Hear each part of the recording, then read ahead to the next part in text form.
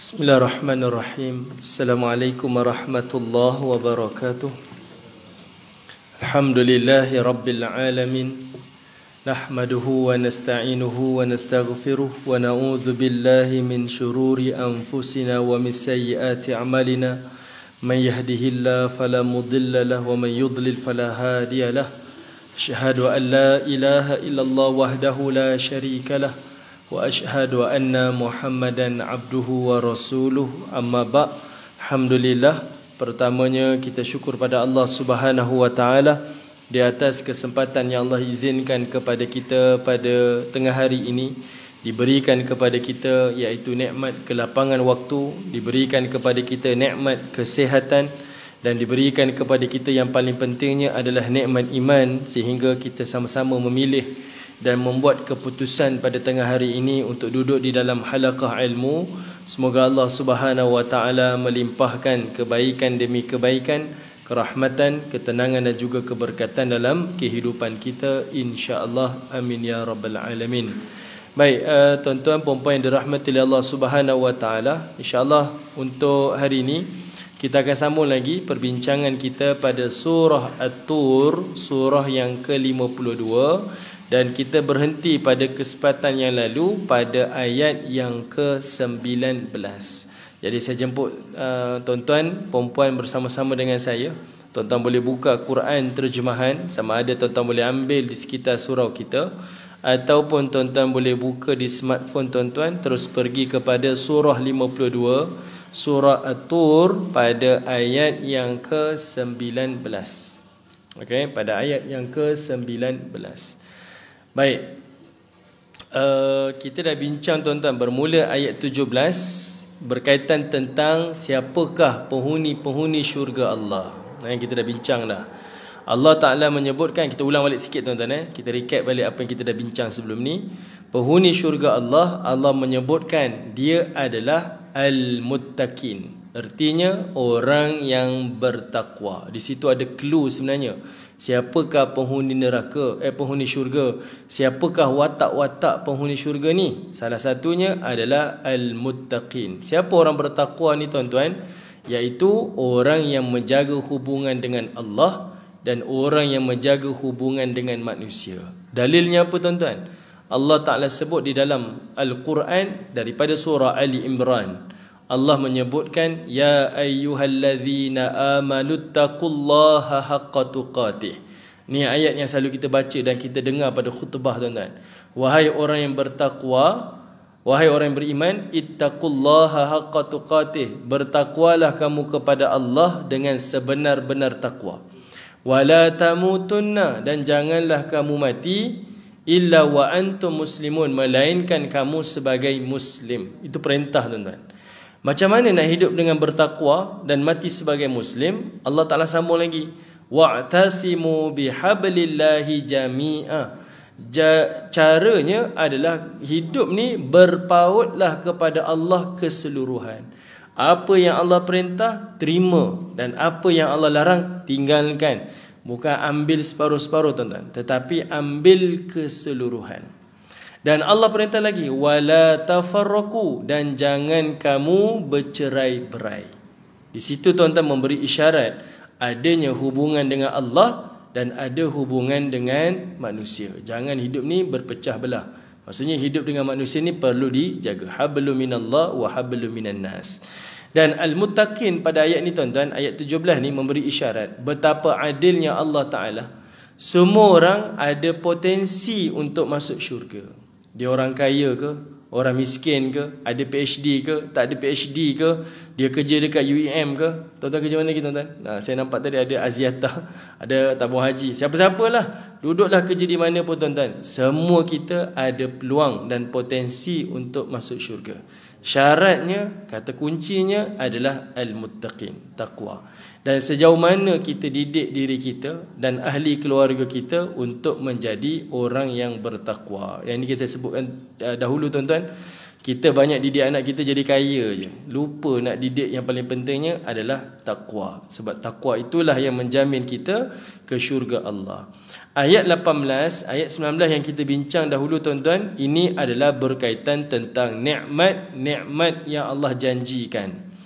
Iaitu adanya nikmat, diberikan kenikmatan, kegembiraan dengan semua kurniaan daripada Allah. Kemudian Allah berikan nikmat penjagaan, keselamatan daripada azab api neraka Allah. Ini saya tak nak bincang lah tuan-tuan, kita ulang nanti pula.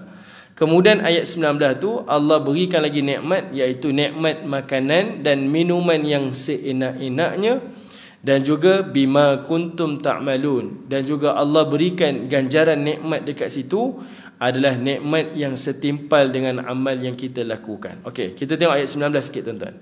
Ayat 19, walaupun satu ayat tetapi ada 3 nikmat. Ada 3 nikmat.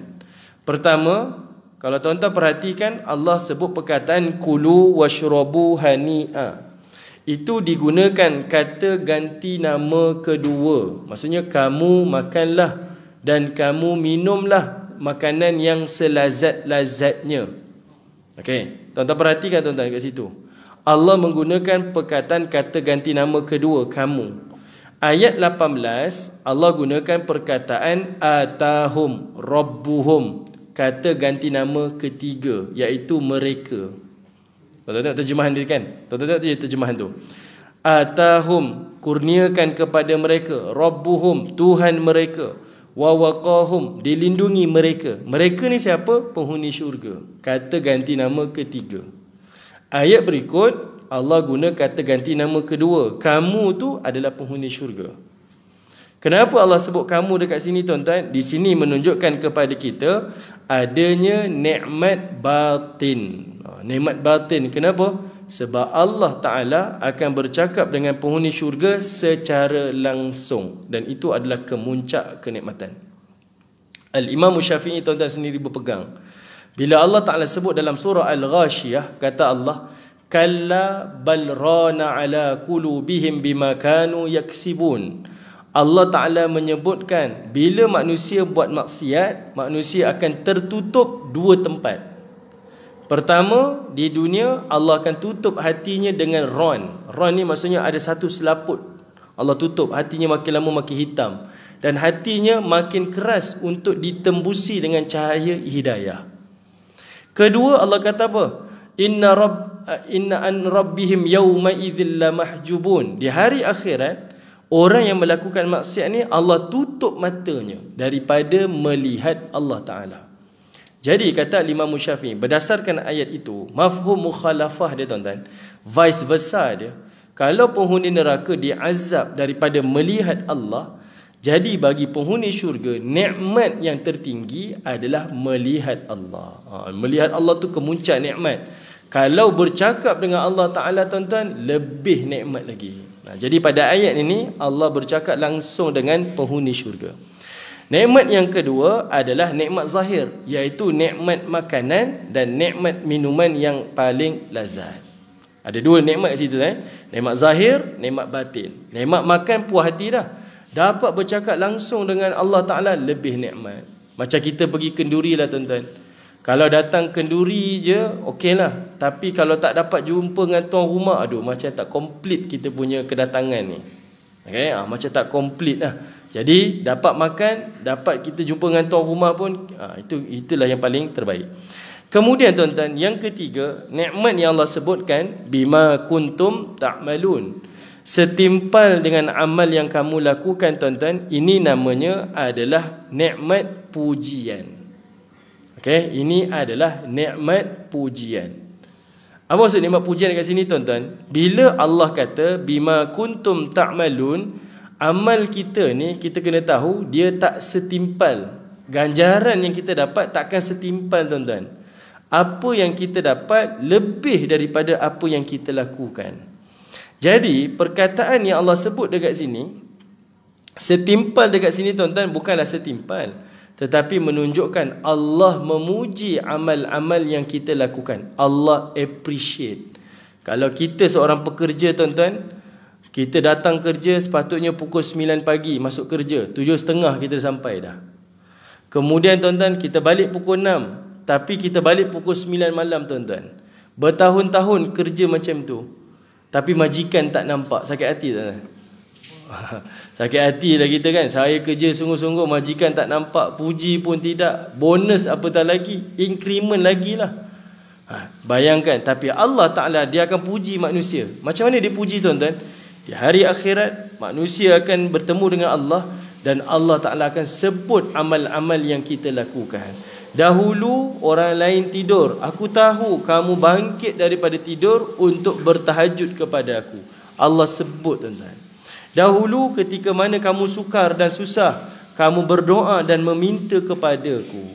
Dahulu ketika kamu begitu begini, aku nampak amal-amal kamu. Waktu tu tuan-tuan, kita akan rasa amal yang kita lakukan itu dihargai. Apa yang akan timbul tuan-tuan? Kita rasa termotivasi untuk beramal. Dan kita rasa termotivasi untuk rahsiakan amal-amal kita hanya untuk Allah Subhanahu Wa Taala. Sebab seluruh amal kita ni dihargai. Di sini tuan-tuan ada satu sifat bagi Allah, namanya Al-Muhaimin. Ini tak sempat nak bincang tuan-tuan, tapi kalau tuan-tuan boleh tengok yang dikarang oleh Abdul Razak Al-Badar, seorang ulama besar yang mengajar di Masjid Nabawi tuan-tuan. Dia karang satu kitab berkaitan tentang Al-Asma'ul Husna, nama-nama Allah Subhanahu Wa Taala. Okey. Nama Allah satunya adalah Al-Muhaimin, Tuhan yang mengawasi dan Tuhan yang menjaga seluruh makhluk dia. Okey. Baik, ayat yang ke-20 tuan-tuan. Okey, barulah kita masuk tafsiran pada minggu ni tuan-tuan, iaitu Allah kata apa? Muttaqiina ala sururim masfufah. Allah Subhanahu Wa Taala akan berikan kepada penghuni syurga itu muttaqiin. Muttaqiin dalam bahasa Arab tuan-tuan, dia datang daripada perkataan ittika. Ittika ni dia tak sama. Kalau tuan-tuan tengok terjemahan, dia tulis apa tuan-tuan? Terjemahan tuan-tuan tulis apa? Berteleku. Berteleku tu apa? Berteleku tu apa?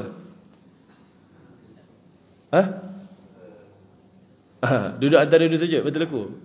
Tak, salah. Penat tuan-tuan duduk macam tu ya. Okey, itikad ni tuan-tuan, dia sebenarnya satu cara duduk. Kalau kita duduk macam ni, ni kalau kita duduk macam ni, kita kata kita duduk di atas kerusi. Jalasah lah kita duduk.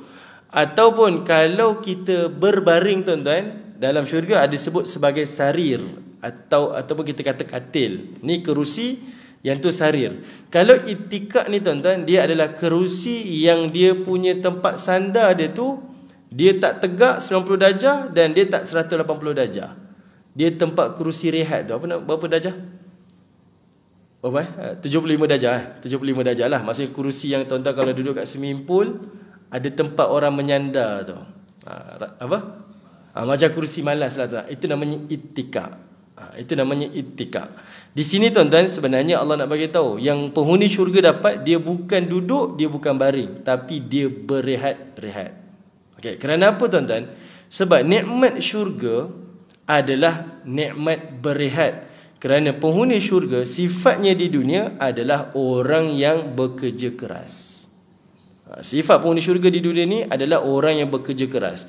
Orang lain tidur, kita dah bangun awal tuan-tuan, bertahajud, baca Quran. Kemudian orang lain baru nak bangun tidur, kita dah keluar rumah dah, pergi solat subuh jamaah.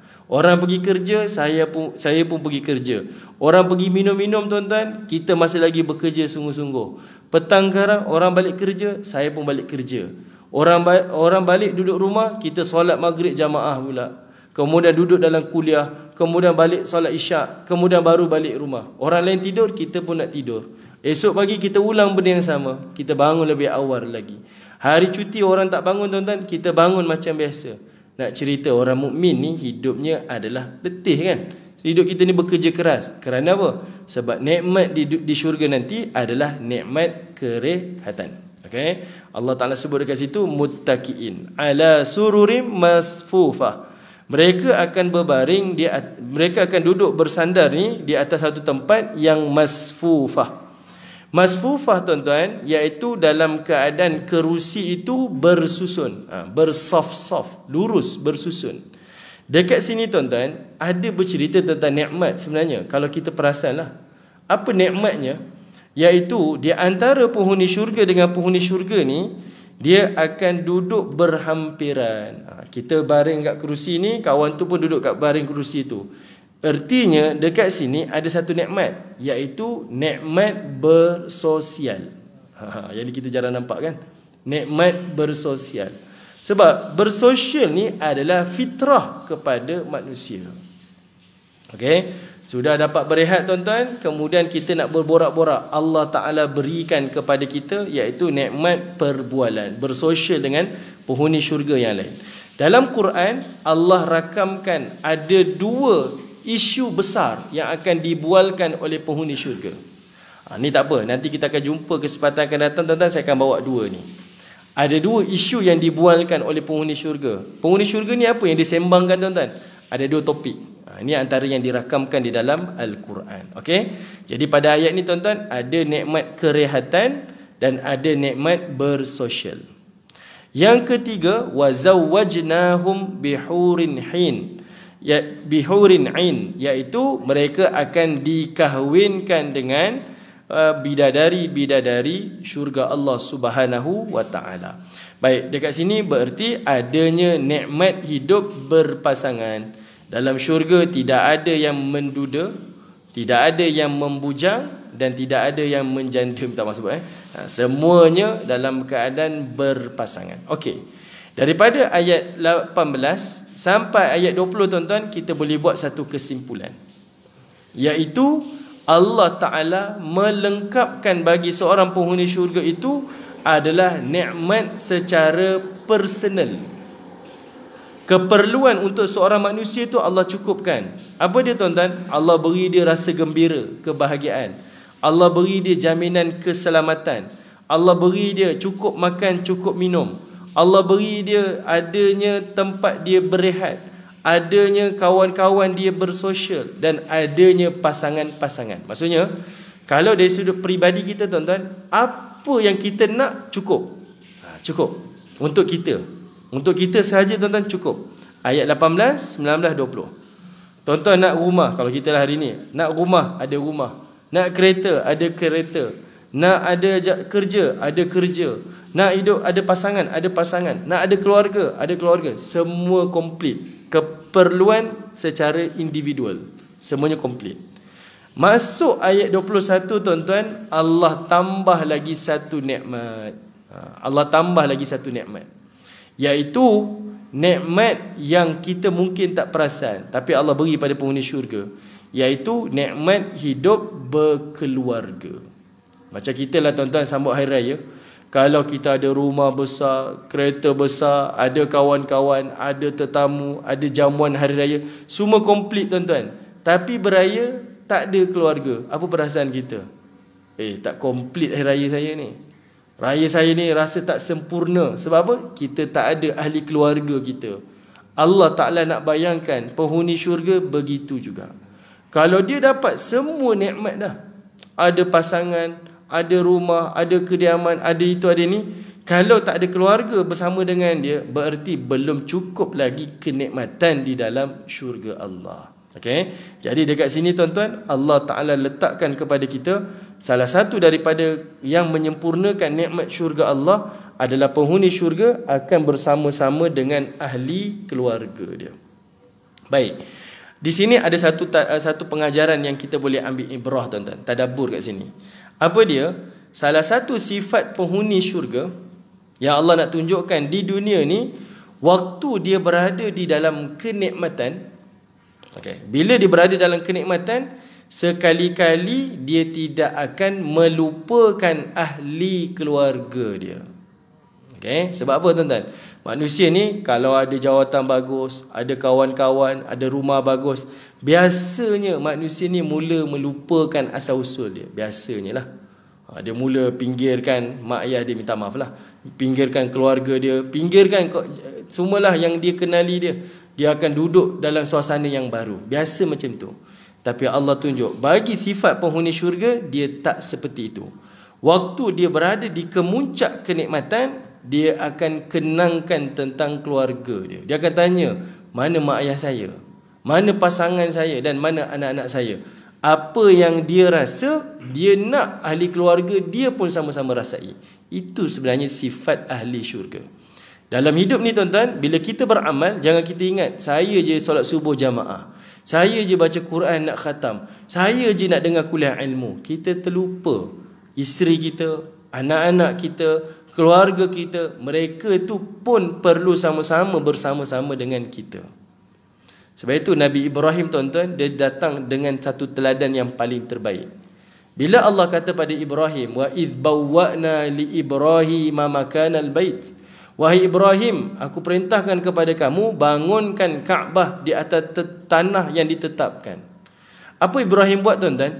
Ibrahim dia bangunkan Kaabah bersama dengan Ismail. Sedangkan perintah itu adalah untuk Ibrahim, betul? Tak sebut nama Ismail pun. Tapi Ibrahim bila dia buat perintah Allah, dia bawa anak dia buat sama-sama. Kerana apa tuan-tuan? Para ulama menyebutkan, di situlah contoh Ibrahim menjadi teladan kepada setiap para ayah. Kita tuan-tuan bercuti boleh bawa anak isteri kita. Kalau pergi bersukan boleh bawa isteri anak kita. Pergi shopping mall boleh bawa isteri anak kita tuan-tuan. Beriadah boleh bawa isteri anak kita. Tapi bila beribadah, kita tinggalkan mereka. Tak bawa tuan-tuan. Kita pergi solat subuh tuan-tuan, kejutkan anak, oh tak sampai hati, biarlah dia tidur dulu. Itu biasa tuan-tuan. Ada kalanya kita jumpa juga orang yang dihantar mak ayah dia pergi kursus haji, anak dia hantar balik, kenapa anak dia tak turun? Pergilah sama sekali pergi kursus haji, mak ayah dia pun tak ajak. Tak apalah dia balik, nanti ambil mak ya, nanti ambil ayah ya. Dia tak turun sekali tuan-tuan. Kenapa? Sebab kita selalu pisahkan. Bab ibadah sendiri-sendiri, nafsi-nafsi. Dalam hal dunia kita boleh buat sama-sama. Tapi bila dalam hal ibadah, kita sendiri-sendiri, kita lupakan yang lain. Yang itu sebenarnya yang kita kena ingat. Sifat ahli syurga ni bukan pentingkan diri kita. Waktu kita beribadah tu, bawa sekali ahli keluarga kita untuk sama-sama dengan kita. Berapa ramai tuan-tuan yang tuan-tuan pergi bayar zakat bulan Ramadan ke? Kalau zakat bulanan ni kita ni ialah deduct daripada akaun ni kan. Yang ni yang tuan-tuan pergi bayar zakat fitrah bulan Ramadan tuan-tuan. Berapa ramai yang waktu bayar zakat tu bawa anak dia, bawa keluarga dia, kalau mungkin yang bercucu bawa cucu dia. Jarang-jarang kan? Kita selalu buat sendiri-sendiri. Jarang-jarang kita bawa keluarga kita bersama-sama dengan kita ketika mana melakukan ketaatan. Sebab itu di dalam hadis Nabi SAW tuan-tuan, Nabi kata apa? Kafa bimar'in ithman ay yudayyi' man yakut. Cukuplah seseorang Muslim tu dikira sebagai orang yang berdosa apabila dia melalaikan apa yang di bawah tanggungannya. Maksudnya kita ni beramal soleh, cukup bagus dah tuan-tuan. Tapi bila kita lalaikan tanggungan kita tuan-tuan, cukuplah itu dikira sebagai berdosa. Jadi orang mukmin tuan-tuan, dia dapat satu nikmat, merasai satu nikmat, ataupun ketika mana dia beribadah, dia tidak bersendirian. Dia kalau boleh nak ajak orang lain sama-sama menikmati apa yang dia nikmati. Benda ni susah tuan-tuan. Jarang-jaranglah kita ada perasaan macam tu. Waktu susah nak sama-sama, waktu senang sendiri-sendiri kan. Jarang. Tapi itulah sifat bagi ahli syurga Allah Subhanahu wa taala. Okey? Jadinya di sini Allah menunjukkan kepada kita, waktu penghuni syurga dapat komplit nikmat secara personal tuan-tuan, waktu tu dia nak ahli keluarga dia juga menikmati apa yang dia nikmati. Okey? Allah Taala pun sebut walladzina amanu, dan orang-orang yang beriman, wattaba'athum zurriyyatuhum biiman, yang mengikuti daripada kalangan zuriat mereka dengan iman. Alhaqna bihim dzurriyyatahum, mereka akan dihimpunkan dengan zuriat-zuriat mereka. Wama alatnahum min amalihim min syai', dan tidak akan dikurangi amalan mereka sedikit pun. Kullum ri'im bima kasabarahin, semuanya itu akan dinilai amal-amalnya dalam bentuk individu. Okey, tuan-tuan yang dirahmati Allah, tengok dekat sini tuan-tuan. Pertama, tuan-tuan perhatikan kalimah zurriyah. Ada dua kalimah zurriyah pada ayat 21. Pertama zurriyatuhum, satu lagi perkataan zurriyatahum. Ada dua kan? Satu zuriyatuhum, satu lagi zuriyatahum. Apa beza dia tuan-tuan? Zuriyatuhum yang pertama merujuk kepada ahli keluarga daripada kita ke bawah. Kita, anak kita, cucu kita, cicit kita ke bawah lah. Yang kedua, zuriyatahum. Okey, zuriyatahum. Ini kita dah bincang ke belum tuan-tuan? Oh iya ke? Lah tuan-tuan tak bagi tahu.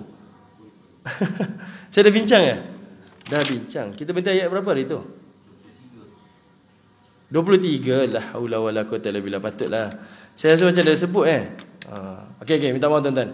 Okey. Maksudnya kita dah bincang lah ayat ni. Minta maaf tuan-tuan Okey, kita sambung ayat 23. Minta maaf. Okey. Ayat 24 tuan-tuan. Minta maaf saya sambung terus Ayat 24. Okey. Saya pun terlepas pandang. Saya catatan tulis kat situ. Okey, ayat 24. Tuan-tuan perhatikan, wa yatufu alaihim ghilmanul lahum ka'annahum lu'lu'um maknun. Okey. Setelah penghuni syurga ni, dia duduk syurga bersama keluarga dia, nikmat yang berikutnya Allah kata apa?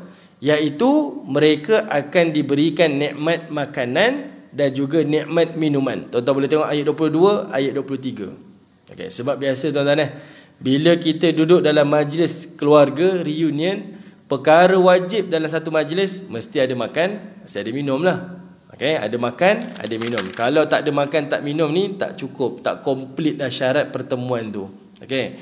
Tapi specialnya untuk penghuni syurga ni, makanan dan minuman mereka tu kita dah pernah bincang dah. Makanan tu ada nikmat dia. Dia makan, bertambah lagi kegembiraan. Dia minum, bertambah lagi ketenangan pada jiwa dia. Tetapi yang specialnya bagi penghuni syurga ni, setiap makanan dan minuman dia tak lagi macam di dunia. Bersusah-susah kita kena prepare. Tapi di dalam syurga nanti semuanya akan diserve oleh pelayan-pelayan syurga Allah. Itu yang Allah Ta'ala sebut pada ayat yang ke-24. Tuan-tuan perhatikan pada ayat 24 tuan-tuan. Pada ayat 24 Allah kata apa? Wa yatufu alaihim ghilmanul lahum, kata Allah. Mereka akan dikelilingi. Perkataan yatuf tu tuan-tuan diterjemah sebagai keliling, tapi dia datang daripada perkataan tawaf. Kenapa disebut tawaf tuan-tuan? Berarti pelayan yang disediakan itu bukan seorang, bukan dua orang, tapi adalah ribuan orang untuk seorang. Ramai tuan-tuan, ramai. Allah Ta'ala akan sediakan pelayan ni. Sebab itu disebut perkataan yatuf, akan dalam keadaan ditawaf. Sebab tawaf ni bukan seorang tuan-tuan. Tawaf ni dalam keadaan ramai-ramai. Okay. Jadi semua pelayan-pelayan ini akan menunggu masa arahan untuk diserve. Ini satu penghormatan, kemuliaan. Kita boleh tengok tuan-tuan, watak-watak ni kalau di dunia ni tuan-tuan, macam mana seorang VIP, seorang kerabat yang dilayani dengan ramai pelayan. Kita rasa benda tu tak pelik lah. Tak pelik. Dan ini menonjolkan sebenarnya kenikmatan. Sebab bila sebut nikmat syurga tuan-tuan, susah untuk kita ukur. Macam mana nikmat syurga? Allah datangkan ayat-ayat seperti ini supaya kita boleh bayangkan. Kalau saya pun ada seorang gaji pun nampak macam best dah. Bayangkan kalau saya ada 10 orang gaji. Bayangkan kalau saya ada 100 orang gaji. Kita ada penanda aras. Kita boleh dapat satu ukuran tuan-tuan, betapa nikmat di dalam syurga. Kalau nak cerita tentang nikmat bahagia, nikmat tenang tu susah nak diukur. Tapi bila Allah Ta'ala sebut dengan jumlah yang macam ni, kita boleh bayang. Dia adalah satu kenikmatan. Okey. Kemudian tuan-tuan, pelayan-pelayan ni special. Kerana apa? Allah Ta'ala sebut mereka itu adalah ghilman. Di dalam syurga tuan-tuan ada dua jenis pelayan. Satu dipanggil ghilman, satu lagi dipanggil wildan. Ghilman datang daripada perkataan ghulam, budak. Wildan datang daripada perkataan walad, budak juga. Kenapa tuan-tuan? Ghilman dan wildan ada dua sebab.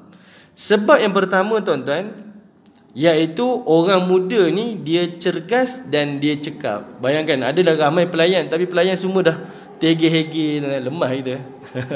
Tengok aduh lambat pula, tengok pun sakit hati kan. Contohlah saya bagi bayangan. Dapat pelayan semuanya dah tegeh-hege kan. Tak sedap lah kita. Jadi disebut ghilman dan wildan ni sebab pelayan-pelayan ini adalah daripada kalangan orang muda lah. Sihat-sihat, semuanya cergas-cergas, pantas, cekap dalam tindakan mereka.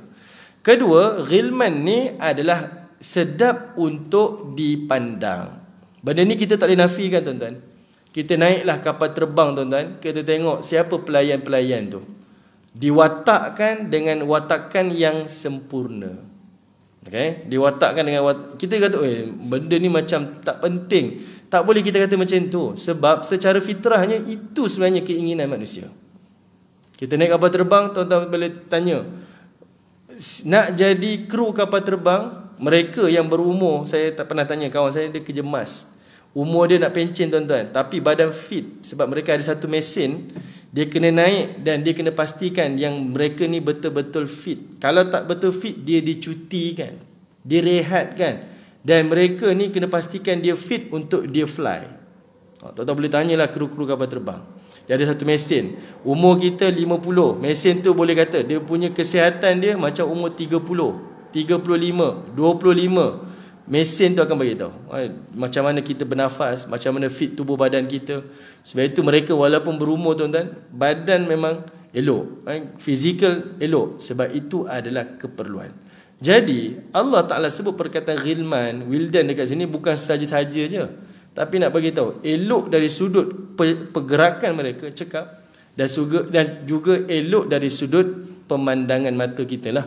Pada orang-orang muda ni elok, sedap mata memandang. Specialnya ghilman dan wildan ni tuan-tuan, Allah Ta'ala sebut perkataan lahum. Perhatikan perkataan lahum. Lahum itu menunjukkan setiap pelayan itu adalah khusus untuk penghuni syurga. Okay? Dia bukan tukar shift.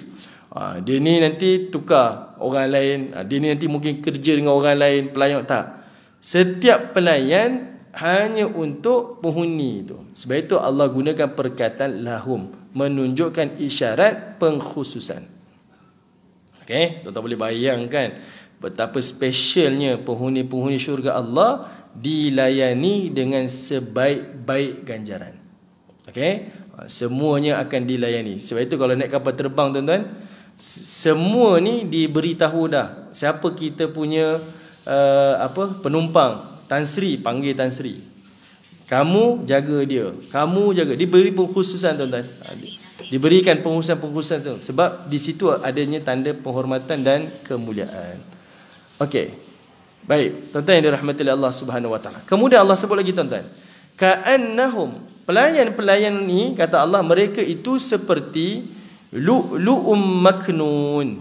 Mereka itu adalah seperti lu'lu', iaitu mutiara-mutiara yang maknun. Tuan-tuan tengok ayat 24 tu. Mereka itu adalah seperti mana mutiara-mutiara yang tersimpan. Baik, kenapa Allah gunakan perkataan lu'lu' maknun? Lu'lu' ni tuan-tuan adalah menunjukkan kepada kita semua manusia sukakan kepada mutiara. Semua manusia. Saya tak tahulah kalau ada orang tak suka mutiara. Dia tak suka mungkin sebab dia kena beli. Tapi kalau orang hadiah dia mesti ambil juga. Ni Tuan Haji, ni mutiara ni. Dia ambil juga. Dia akan rasa mutiara tu mahal tuan-tuan. Kalau suruh dia beli, mungkin dia tahu, saya tak minat mutiara ni sebab kena beli. Tapi kalau dia hadiahkan, dia ambil. Dia rasa benda tu berharga. Kenapa Allah sebut tuan-tuan? Sebab bila kita nak cerita tentang kesempurnaan watak, kecantikan tubuh badan, sedap mata memandang, benda tu adalah subjektif. Di mata kita, fizikal macam ni elok. Di fizikal orang lain, di mata dia tak elok. Contohlah ada orang dia suka lelaki rendang, ada orang dia suka lelaki yang tinggi lampai. Sebab subjektif, kesempurnaan tu subjektif. Bila Allah gunakan perkataan lu'lu', bererti semua yang Allah ciptakan itu memenuhi cita rasa penghuni syurga. Macam mutiara, semua orang suka, tak ada orang tak suka tuan-tuan. Melainkan dia kena beli. Itu sebab saya kata tadi, kalau dia kena beli, baru dia kata tak suka. Kalau bagi free, saya suka. Nak cerita, dia memenuhi cita rasa. Sebab itu Allah guna perkataan lu'lu', memenuhi. Yang kedua, Allah sebut dia maknun, dalam keadaan tersimpan. Kenapa tersimpan tuan-tuan? Menunjukkan kepada kesempurnaan dia. Okey, nak tunjukkan kepada kebersihan dia, ketelitian dia, kan? Benda elok-elok ni kita akan simpan elok, ada bekas, letak dalam kaca dan sebagainya. Kenapa kena sebut macam ni tuan-tuan? Cuba bayangkan. Kalaulah dalam syurga tu semua deliverynya adalah express, order sampai tuan-tuan, kan? Tak ada yang delay. Kalau delay ni kita kata tak bagus servis ni. Semua yang dia order sampai, dan macam-macam permintaan di dalam syurga. Tuan-tuan boleh bayangkan tak? Kru kapal lah. Kru dapur ni macam mana keadaan dia? Macam mana keadaan dia? Kita order kedai mamak macam ni tuan-tuan. Orang ni order. Mamak tu punya kopiah pun kadang dah tak sedar dah, ke belakang, ke tepi, ke kiri kanan. Baju dia pun dia dah tak sedar tuan-tuan. Kebersihan badan pun dia tak sedar dah. Sebab apa? Order terlalu banyak. Dia dah tak boleh nak ni dah. Nak catch up semua order-order ni. Terlalu banyak order. Tapi Allah menjamin tuan-tuan, walaupun order yang bertali arus, sibuk dengan kerja ni, mereka tetap dalam keadaan yang paling terbaik. Okey. Kenapa? Sebab pelayan ni dia menjadi gambaran kepada kitchen dalam satu restoran. Kalau pelayan ni bajunya seragam, warna seragam, rupa paras nampak seragam, automatik tuan-tuan kita akan rasa apa? Makanan ni bersih, dapur dia bersih, automatik. Tuan-tuan tak percaya dekat saya, tuan-tuan cuba bayangkan diri kita pergi satu kedai makan, tak pernah makan, tuan-tuan tengok je pelayan dia, automatik tuan-tuan akan rasa dapur dia ni tip-top kot. Sebab pelayan tu fizikal macam tu. Kesempurnaan pada pelayan tu memberi gambaran kepada dapur dia.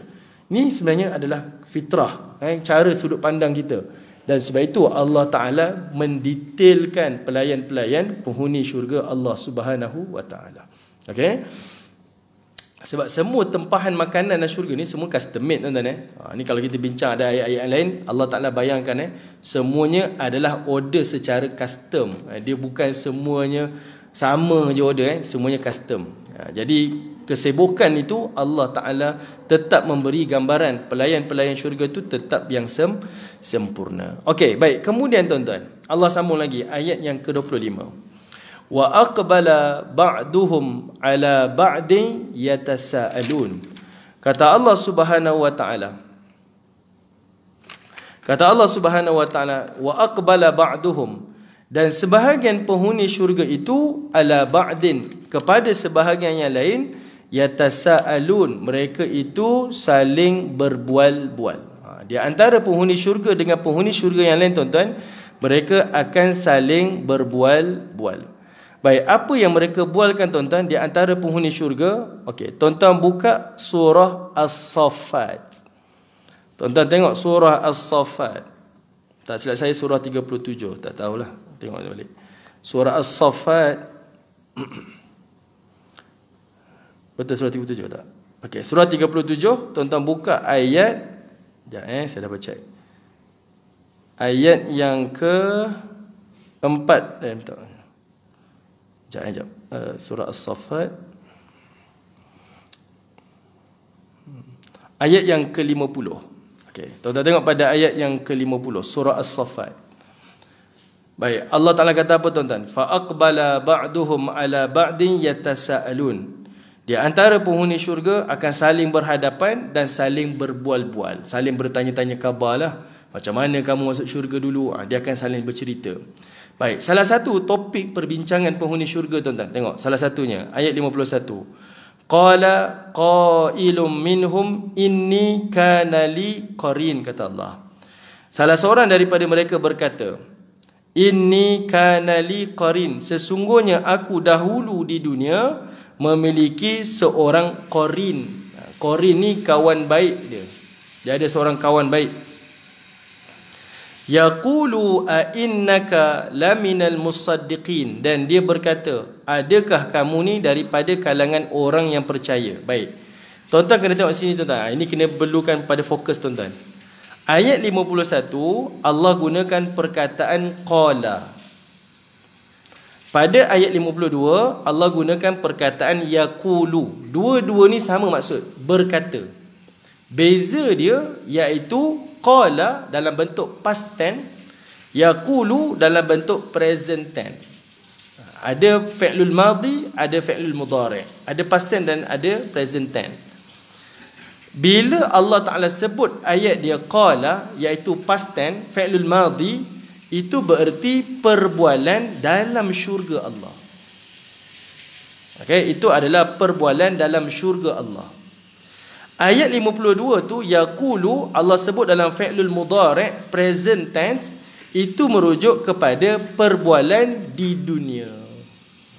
Okey, satu soalan timbul tuan-tuan. Kita dapat beza kan? Bila Allah sebut past tense, itu ayat dalam syurga. Bila present tense, itu merujuk pada ayat di dunia. Satu soalan timbul. Kenapa cerita syurga disebut past tense? Benda syurga ni hari akan datang. Sepatutnya present tense lah. Ataupun future tense. Tapi kenapa Allah sebut dalam bentuk fi'lul madhi, kata kerja lepas? I'jazul lughah tuan-tuan, dalam ilmu Quran, mukjizat bahasa ni, bila ayat syurga ataupun ayat akhirat Allah sebut dalam bentuk past tense, fi'lul madhi, berarti ia adalah perkara yang pasti berlaku, wajib berlaku. Okey, kerana apa tuan-tuan? Sebab dari sudut ilmu Allah, cerita akhirat ni dah berlaku dah. Kita kena beza tuan-tuan. Ilmu Allah dengan ilmu kita ni tak sama Sebab apa tuan-tuan? Saya bagi contoh macam ni. Kalau kita tengok dalam hal qada dan qadar. Qada dan qadar ni, kita tengok dalam hadis Nabi, Nabi bagi tahu tuan-tuan, setiap orang Allah dah tentukan dah, dia ni ahli syurga ke ahli neraka. Kita pun fikir, kalau macam tu buat apa saya beramal? Dan itulah yang sahabat Nabi tanya. Kalau kita dah ditetapkan sebagai ahli syurga ataupun ahli neraka, kenapa perlu saya beramal? Sebab sia-sia je. Dia kat situ tuan-tuan membezakan ilmu Allah dengan ilmu kita. Dari sudut ilmu Allah, Allah tahu sebenarnya apa yang kita decide dan apa yang kita nak buat. Allah dah tahu dah, benda tu dah berlaku dah. Dari sudut ilmu kita adalah semua benda ni akan berlaku. Tapi bukan mengatakan tuan-tuan, semua yang berlaku ni Allah telah tetapkan. Tak boleh. Sebab ia akan menjadi akidah Jabariyah. Minta maaf tuan-tuan, ni sebab tu saya minta pada fokus ni. Jabariyah ni macam mana tuan-tuan? Akidah Jabariyah ni dia kata apa? Semua yang berlaku, semuanya atas ketetapan Allah, takdir Allah. Sekalipun dia pencuri, saya mencuri ni bukan saya nak, ni adalah takdir Allah. Tak boleh tuan-tuan. Dan itulah yang digunakan hujah oleh para suami ni. Abang bukan nak kahwin 2, kahwin 3. Dah ni takdir. Abang berkahwin, banyak sedap. Awak yang kahwin, awak salahkan takdir. Boleh faham maksud saya tuan-tuan? Kita tak boleh tuan-tuan. Takdir ni kata semua benda berlaku takdir. Dan ini berlaku pada zaman Umar. Ada seorang lelaki dia mencuri tuan-tuan. Umar tanya, kenapa mencuri? Sebab Allah telah takdirkan saya mencuri. Umar tampar dia tuan-tuan. Dan dia kata, wahai Amirul Mukminin, kenapa kamu tampar saya? Sebab Allah pun telah takdirkan aku tampar kamu. Tak selesai masalah. Cerita takdir semua. Nanti orang duduk dalam penjara pun tuan-tuan akan salahkan Tuhan. Tuhan dah takdirkan saya macam ni. Dah jadi jahat, macam mana nak buat? Sebab itu takdir ni kena faham. Ada ilmu Allah, ada ilmu manusia. Ilmu Allah, Allah tahu belaka apa kita buat. Tapi dari sudut ilmu kita, kita memilih apa yang kita buat. Allah tahu tak? Allah tahu. Apa yang kita akan pilih, semua Allah tahu. Sebab itu Allah akan bertanya apa yang kita pilih. Apa yang Allah tetapkan, tuan-tuan lahir masa Melayu ke, bangsa Cina ke, tuan-tuan lahir anak siapa ke, yang itu Allah Ta'ala tak akan hisap di hari akhirat. Tak apalah tuan-tuan, itu bincang panjang lah. Tapi nak beri gambaran, kalau ayat syurga, Allah gunakan fi'lul madhi. Sebab dia perkara yang pasti berlaku. Bila ayat syurga, ayat dunia, macam ayat 52 tu, Allah sebut dalam bentuk fi'lul mudhari', present tense. Kenapa tuan-tuan? Sebab Allah nak bagi tahu, watak manusia yang macam ni adalah watak yang sentiasa ada. Dia macam ni sekarang dan akan datang pun sama juga. Watak ni akan berterusan daripada satu generasi ke satu generasi. Okey? Baik. Apa yang dia kata tuan-tuan? Penghuni syurga ni ceritalah. Dulu saya dekat dunia, ada kawan saya ni, dia cakap apa? Innaka laminal musaddiqin. Laminal musaddiqin. Adakah engkau ni percaya ada hari kebangkitan? Aidza mitna, adakah engkau percaya apabila kita mati nanti, wa kunna turaba wa idhama, dan kita akan jadi tanah dan jadi tulang belulang. Inna lamadinun, adakah kamu yakini kita akan dibangkitkan untuk dibalas semua amalan-amalan kita? Baik. Ayat 50, ayat 53 tuan-tuan, kalau tuan-tuan perhatikan, tuan-tuan bagi saya masa 2 minit tuan, sikit nak terangkan. Tuan-tuan tengok ayat 52 53, nampak ayat ni biasa tuan-tuan, tapi sebenarnya Allah beri gambaran sebenarnya.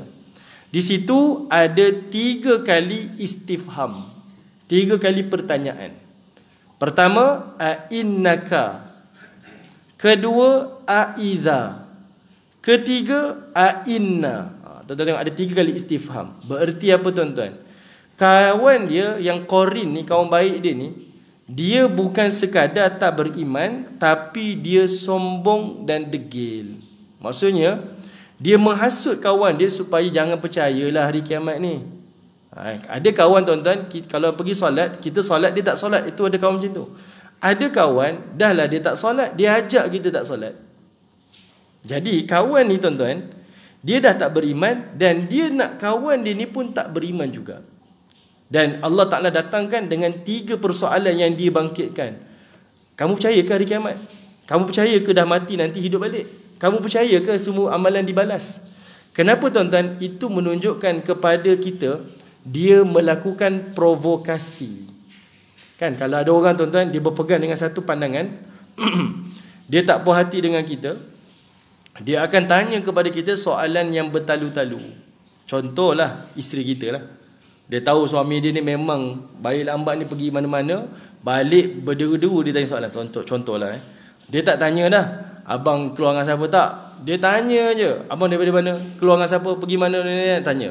Sebab apa? Sebab dia meyakini suaminya salah.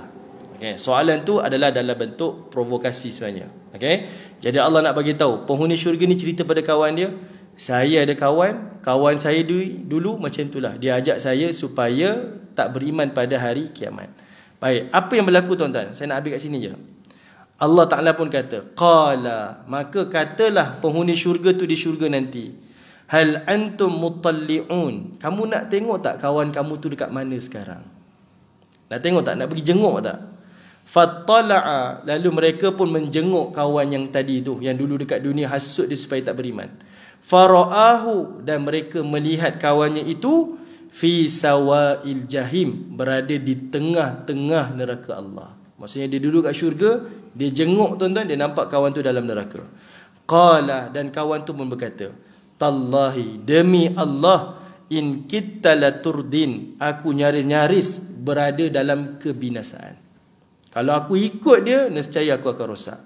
Walaula ni'matu rabbi, kalaulah tidak kerana nikmat Tuhanku. Apa nikmat dekat sini tuan-tuan? Nikmat hidayah, nikmat iman. Kalau tak kerana nikmat Allah ni lah, la kuntu minal muhdarin, nescaya akulah orang yang akan hadir menerima azab di dalam neraka Allah. Ni nak cerita apa tuan-tuan?